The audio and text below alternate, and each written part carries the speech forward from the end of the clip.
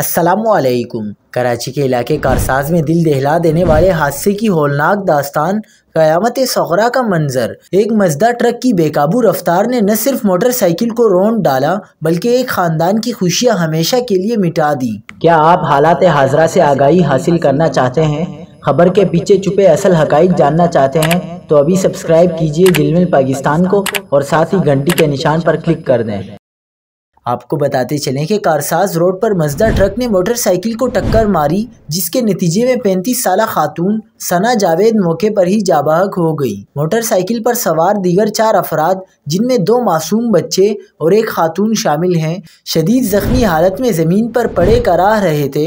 Rescue ٹیموں نے فوراً زخمیوں اور جاں بحق خاتون کی لاش کو جناح ہسپتال منتقل کیا، لیکن وہاں پہنچتے ہی پورے ہسپتال میں کوہرام مچ گیا۔ پولیس کے مطابق حادثے کے ذمہ دار مزدہ ڈرائیور محمد عالم کو گرفتار کر لیا گیا ہے، ٹرک بھی تحویل میں لے لیا گیا۔